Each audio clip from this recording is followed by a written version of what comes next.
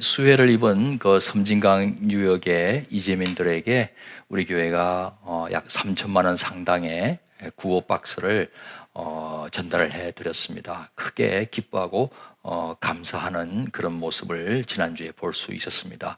이제 지난주일부터 성도님들과 함께 구례 월전교회 복구비를 위해서 모금하고 있는 중에 있습니다. 감동받는 대로 헌금해 주시면 감사하겠습니다. 오늘 아침까지 1,880만 원을 우리 성도님들께서 헌금해 주셨습니다. 수요일까지 기다렸다가 목요일 날 또 전달해 드리도록 하겠습니다. 이 어려운 때에 우리 교회가 저 이재민들이나 또 월전교회에 우리 하나님께서 격려하고 위로하시는 도구로 쓰임받게 되어서 참 감사를 드립니다. 또 헌금해 주신 성도님들께도 감사를 드립니다. 성도님 코로나 확산이 심상치가 않습니다. 교회도 사람 모이는 위험군에 속하는 기관 아니겠습니까? 그러다 보니까 늘 집단 감염이라는 그 위험이 도사리고 있습니다. 흩어지는 영상 예배하고 또 모여서 드리는 대면의 현장 예배 비교할 수가 없습니다. 우리가 모여 있을 때는 그래도 성도님들 반응도 보고 함께 서로 하나님 앞에 나아가는 거 아니겠습니까? 역동성도 있고 또 깊이도 있습니다. 무엇보다 집중도 잘 됩니다. 그런데 흩어져서 화면 앞에서 예배드리면은 이런 부분들이 다 희생이 되는 겁니다. 집중력을 잃어버려요. 처음에는 각오하고 잘 준비하다가도 중간에 또 화장실 가도 되고 또 여러 가지 이유로 집중력이 자꾸 흐트러지게 됩니다. 그래서 우리 교회로서는 지금 많은 어려움을 겪고 있는 겁니다. 코로나 때문에 희생을 감수하고 있는 셈입니다. 그래도 예배 아닌 것은 아니잖아요. 거기서 하나님 앞에 예배를 드린다면은 그 예배도 우리 자세만 올바르다면 하나님께서 받으시는 예배가 되는 것이거든요. 그래서 우리 교회는 이제 비대면 예배로 전환했잖아요. 그리고 이번 주에도 말씀 사경에 원래는 학교에 들어가서 같이 참 기도하면서 물론 인터넷 송출도 하겠지만 그렇게 말씀 사경회를 갖기를 원했는데 여의치 않게 되었습니다. 온라인으로 하게 되었습니다. 또 오늘 영상 광고 매우 감동적인데 청년들도 온택트 아우리치를 했습니다. 아우리치는 간다는 거 아니에요. 그런데 가지 않는 아우리치를 하게 되었습니다. 성도님들도 적극적으로 참여해 주시고 우리 청년들이 열심히 준비해서 또 모아진 재정과 헌물을 또 선교지와 지방에 전달할 수 있게 되었습니다. 너무나 수고를 참 많이 했고 감동적인 영상이었습니다. 왜 우리가 이렇게 합니까?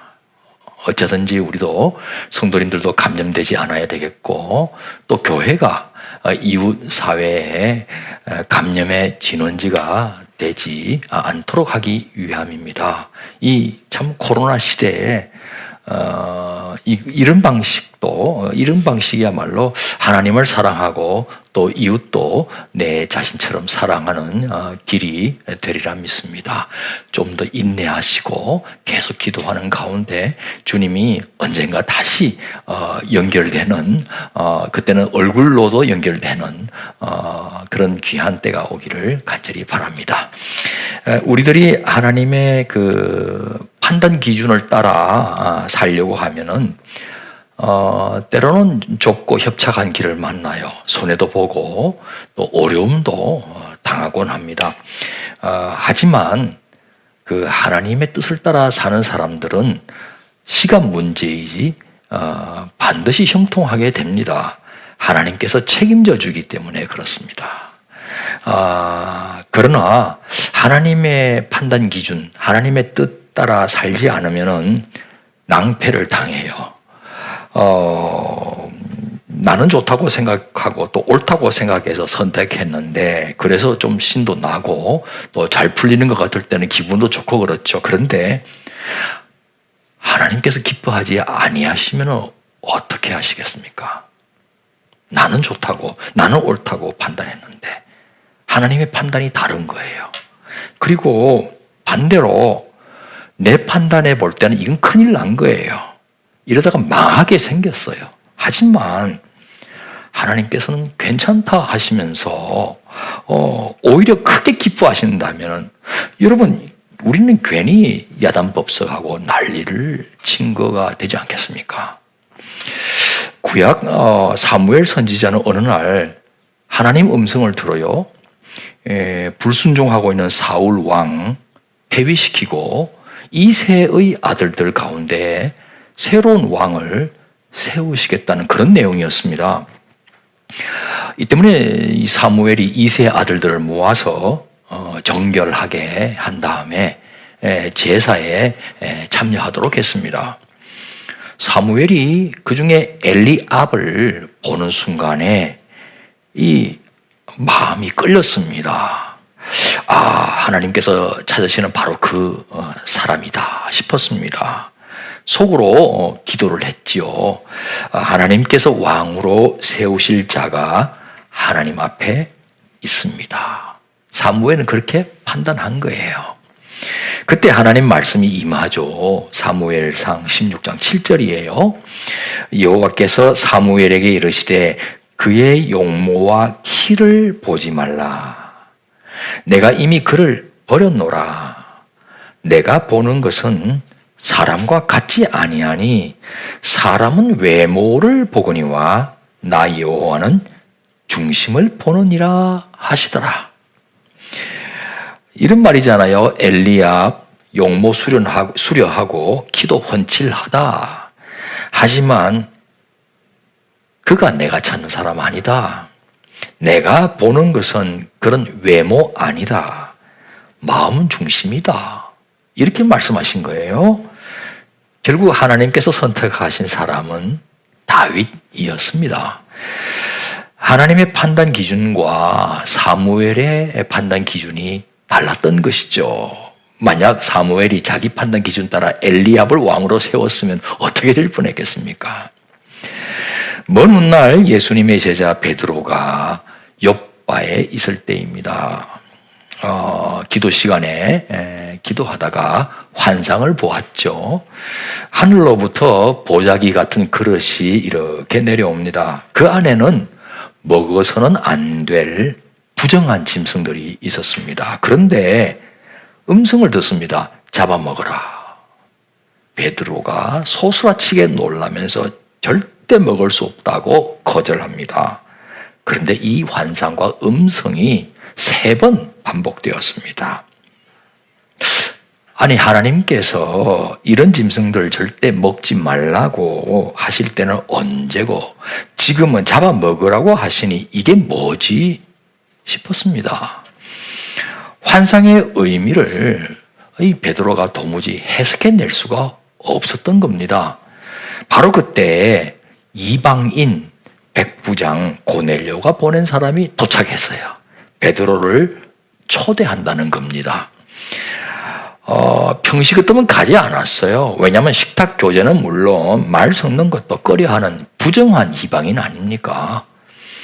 하지만 방금 전에 해석 불가한 이상한 환상을 보았지 않습니까? 그리고 무엇보다 성령의 음성을 들어요. 의심하지 말고 따라가라.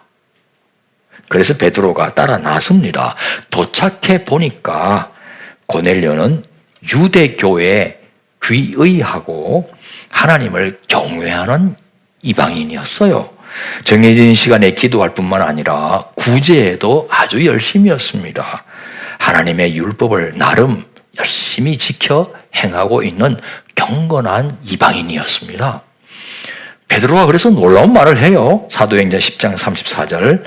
베드로가 입을 열어 말하되 내가 참으로 하나님은 사람의 외모로 보지 아니하시고 각 나라 중 하나님을 경외하며 의를 행하는 사람은 다 받으시는 줄 깨달았도다. 그래서 자기를 바로 이곳에 보내주셨구나 하는 것을 알았다 이 말이잖아요. 이방인이라고 하나님께서 멀리 하시거나 유대인이라고 그렇다고 다 받으시는 것 아니라 하나님을 경외해서 공의를 행하는 그 마음 중심을 보고 하나님은 사람을 받으신다. 이런 말을 한 거예요. 욥바에서 보았던 그 신비로운 환상의 의미도 바로 이것 때문에 그렇게 참 보여주신 것이로구나 하고 아마 깨달았을 거예요. 지금은 그때까지는 부정한데 지금은 정하다 한 것처럼 음식이요. 사람도 지금까지는 부정한 이방인이지만 이제 그것 보지 않고 하나님을 경외하는지 여부 그 마음 중심 보고 정할 수 있다라고 말씀하시는구나라고 베드로가 깨달은 거예요. 온 집안 식구들에게 이 베드로가 이제 설교를 합니다. 너희들이 경외하는 여호와 하나님께서 예수님을 메시아로 그리스도로 구원의 주님으로 보내주셨다라는 내용이죠. 놀라운 일은 설교 중에 그 이방인들에게 성령이 임하시는 거예요. 오순절날 마가다락방에서 자신이 성령 받았던 그것처럼 임하는 거예요. 이방인에게도. 거기서 베드로는 정말 하나님께서는 이방인도 성령을 부어주심으로 바로 받으셨다. 이들을 받으셨다는 것을 확신하게 되는 것입니다. 과거 이스라엘은 영적인 어린아이였잖아요. 그 수준에 맞게 하나님이 계시를 해주신 거예요. 그러나 지금은 완벽한 하나님의 완벽한 자기 계시라고 할 수 있는 예수님이 오신 다음이잖아요. 그래서 하나님의 계시를 온전하게 드러내주고 계시는 거랍니다. 이스라엘에게 전통으로 내려오던 그동안의 판단 기준하고는 달라진 하나님의 새로운 판단 기준을 보여주시는 것이죠. 여러분, 사람이 판단하는 외모는 뭐 키라든지 용모라든지 이런 인물일 수 있습니다. 그리고 또 인종일 수도 있겠죠. 요즘에는 사회적인 지위나 전문적인 어떤 스펙 같은 거, 그리고 경제적인 능력 같은 것일 수도 있어요. 사람들은 그런 것들로 서로 평가를 하고 대체로 저 사람 A급이네, B급이네, C급이네 라고 분류를 해요. 이런 A급, B급, C급에 따라서 상대를 환대하거나 A급은 좀 환대하겠죠. C급은 조금 우습게 여기거나 무시하기도 하죠. 우리 하나님께서도 사람의 무언가를 보기는 하세요. 전혀 안 보는 거 아니에요. 보세요. 하지만 우리와는 전혀 다른 것을 보신단 말입니다. 뭐겠습니까? 하나님 당신을 경외하는 마음 중심이 우리에게 있는지 없는지 그것을 판단 기준 삼는다 이 말입니다. 사랑하는 성도 여러분, 하나님을 경외한다면 하나님의 계명을 지키려고 하지 않겠습니까? 하나님의 계명을 우습게 여기면서 하나님 나 경외하고 있다 주장한다면 그거 새빨간 거짓말이에요. 한편 예수님께서는 하나님의 계명 가운데 가장 크고 또 중요한 것이 무엇이라고 가르쳐 주셨습니까? 첫째는 목숨 바쳐 하나님 사랑하라. 둘째는 그 첫째와 똑같은 무게를 갖고 있는데 이웃을 자신처럼 사랑하라 아니었습니까? 그러므로 하나님 사랑, 이웃 사랑, 이 사랑의 계명 잘 지킬 때 그게 바로 하나님을 제대로 경외하는 것이라고 할 수 있겠죠. 오늘 예수님의 비유 속에도 당시 이스라엘 사람들의 판단 기준과는 전혀 다른 하나님의 판단 기준을 예수님께서 소개하고 계십니다. 예수님께서는 두 종류 사람을 등장시켰습니다. 하나는 세리예요. 세리는 누구입니까? 여러분, 이스라엘 시민 통치하는 로마 제국이 세금을 징수했잖아요. 이스라엘 백성들로부터. 그때 이스라엘 사람 가운데 세리로 발탁해서 그들로 하여금 세금 거두게 한 거거든요. 만약 이 세리가 돈에 눈이 어두우면 어떻게 하느냐? 로마가 요구하는 세액만 채워서 올리면 나머지는 다 자기 것이 될 수 있기 때문에 아주 횡포를 부리기 일쑤였단 말이에요. 그러니 이스라엘 사람들은 이런 세리들을 동족의 피 빨아먹는 매국노로 간주하지 않았겠어요? 복음서에 종종 세리와 죄인이라는 관용구가 등장을 해요. 무슨 뜻입니까? 세리하고 하나님의 율법 어기는 죄인하고 같은 부류로 취급했다는 뜻이에요. 그러니까 세리는 경제적으로는 윤택해설지를 몰라요. 하지만 이스라엘 사람들로부터는 완전히 사회적으로 또 영적으로 C급 인생을 살고 있다 하는 딱지를 딱 받게 되는 거예요. 그리고 따돌림을 당하고 살았던 거예요. 또 다른 인물이 바리새인입니다. 구별된 자라는 뜻이죠. 이들은 유대교 내에서 하나의 분파를 이루어서 아예 바리새파라고 불리기도 했습니다. 밀려 들어오고 있는 이 로마나 헬라의 이 세속 문화로부터 자신을 경건하게 지켜내기 위해 하나님의 율법을 엄격하게 해석을 하고 그대로 준수하기를 힘쓰는 사람들이었어요. 또 율법의 구체적인 시행세칙도 철저히 지켰어요. 시행세칙은 성경에 종종 장로들의 유전이라고 말하죠. 장로들의 유전을 철저히 지켜낼 때 목숨 바쳐 하나님 사랑하라는 제일 중요한 그 계명도 준수하게 되는 것이라고 저들은 다 확신했어요. 바리새인들은 스스로 영적으로 A급 인생 살고 있다고 믿었죠. 또 사회 전체도 그렇게 인정해 주었습니다. 아주 경건하다고 평가해 주었어요. 그래서인지 하나님을 향한 이 두 사람의 태도가 좀 달라요. 13절 보니까 세리는 멀리 서서 감히 하늘도 쳐다보지를 못해요. 자신의 가슴만 이렇게 치면서 하는 기도를 보세요. 하나님이여 불쌍히 여기소서 나는 죄인으로소이다. 세리는 하나님과 성전 찾았습니다. 하지만 성전 뜰 가운데서도 후미진 곳에 구부정하게 웅크린 모습이에요. 시선은 감히 위를 향하지도 못하고 떨군 채 하나님의 자비만 구할 뿐이었습니다. 영적으로 죄책감이, 사회적인 죄책감이, 체면들이 그의 마음을 내리누르고 있었음에 틀림이 없습니다.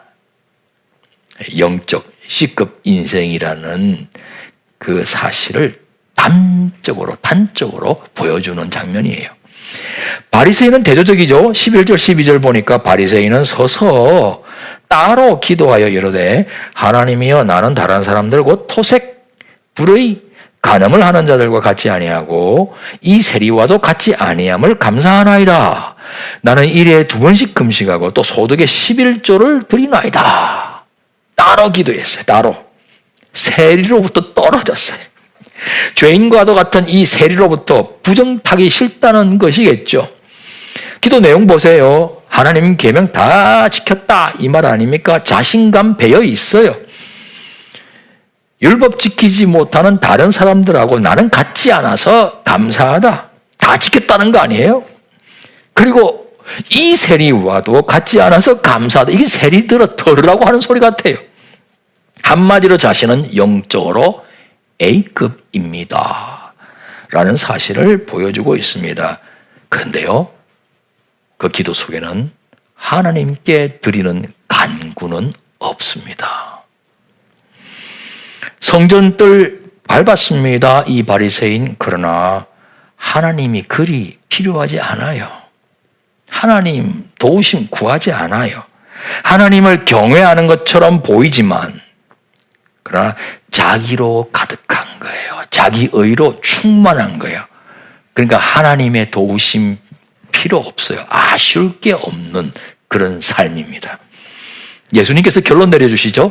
14절 내가 너희에게 이르노니 이에 저 바리새인이 아니고 이 사람이 의롭다 하심을 받고 그의 집으로 내려가느니라. 무릇 자기를 높이는 자는 낮아지고 자기를 낮추는 자는 높아지리라 하시니라.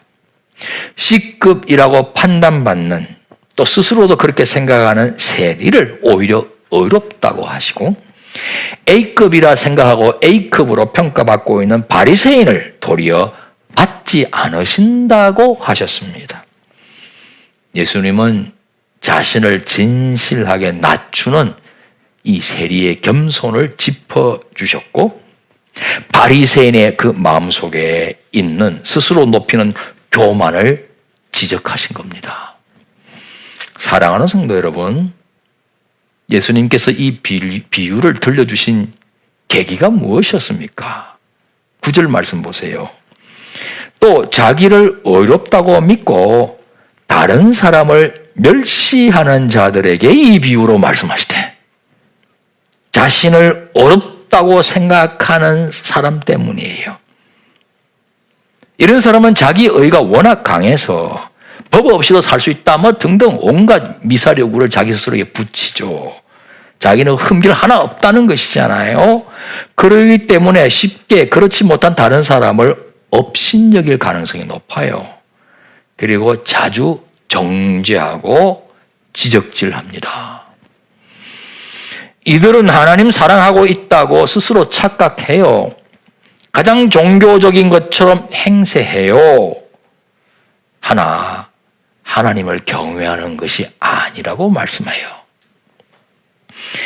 이웃을 자신처럼 사랑하라는 하나님의 계명을 무시하기 때문에 그래요.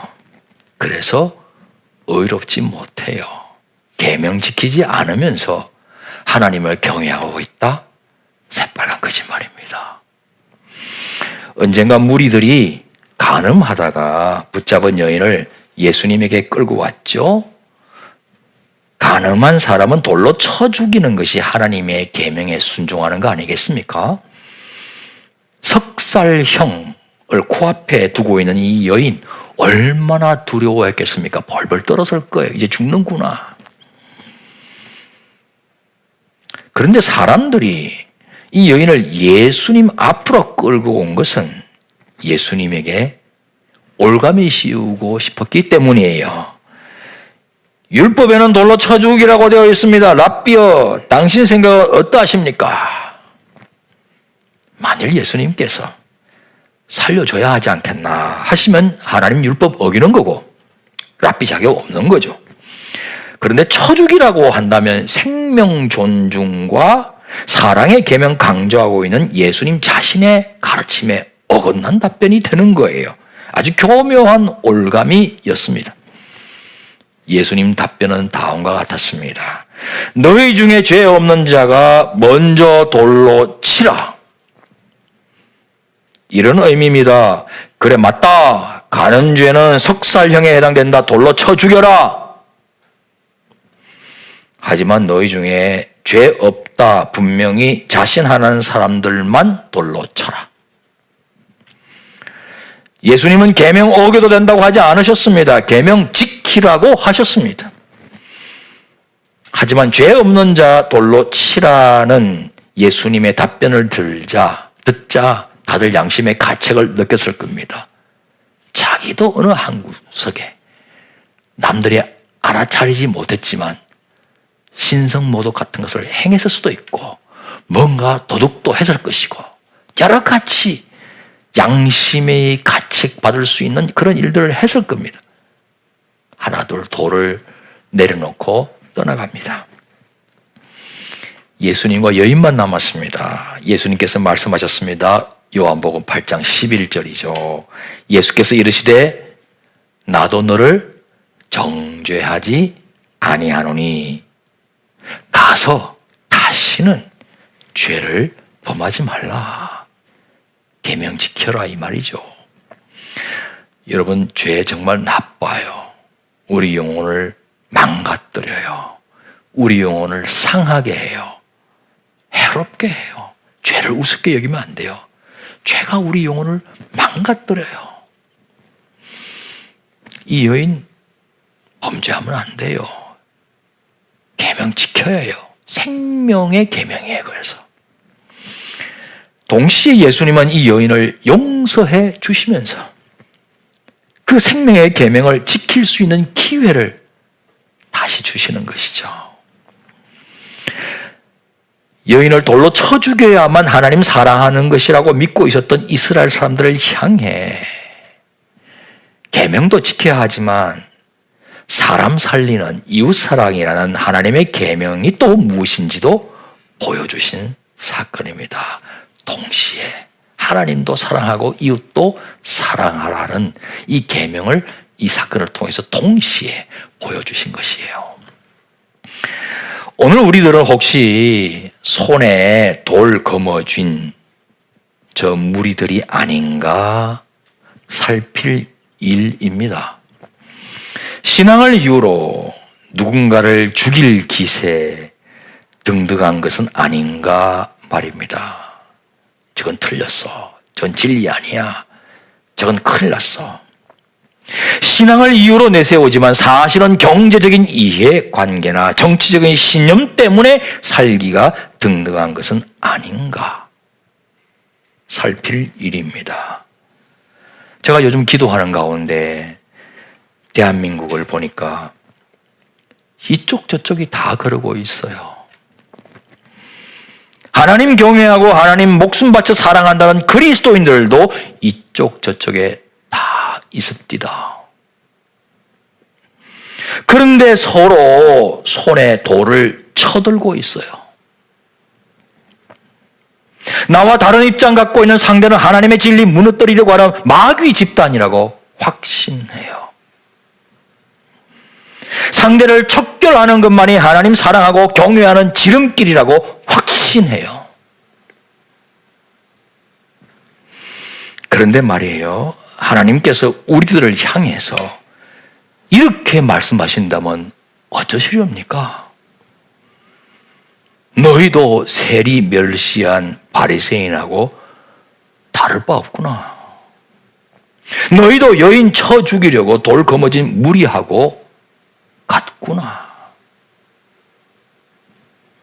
한 걸음 더 나아가 이렇게 말씀하시려면 정녕 어찌하시렵니까?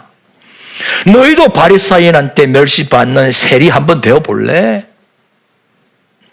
너희야말로 무리들한테 돌에 한번 쳐 죽임 당해볼래? 너희 죄가 어디 한두 가지여야지.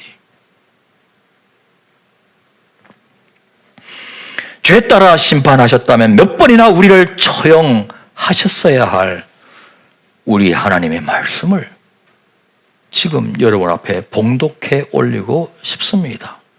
요한복음 요한 1서 4장 20절 말씀입니다. 누구든지 하나님을 사랑하노라 하고 그 형제를 미워하면 이는 거짓말하는 자니 보는 바 그 형제를 사랑하지 아니하는 자는 보지 못하는 바 하나님을 사랑할 수 없느니라. 형제와 이웃 사랑하지 않으면서 하나님 사랑하고 있다? 거짓말이다. 새빨간 거짓말이다. 말씀하십니다. 심판받아 마땅한 우리 죄인들을 위해 자신을 낮추어 이 땅에 오셔서 목숨까지 바쳐가며 우리를 용서하시고 사랑해 주신 예수님처럼 우리가 예수님을 주인으로 모셔드리고 예수님과 동행하고 내 안에 예수님이 사신다고 고백한다면 우리도 자신을 낮추어 우리 자신처럼 이웃과 형제를 용서하고 사랑해야 할 일입니다. 그래야 그게 하나님을 사랑하고 하나님을 경외하는 것입니다. 그래야 어렵다고 하나님으로부터 평가받습니다. 하나님께서 어렵다고 인정하시는 높은 뜻 사람, 천국 백성 되시기를 주님의 이름으로 축원합니다. 일어나셔서 결단의 찬양 드리겠습니다.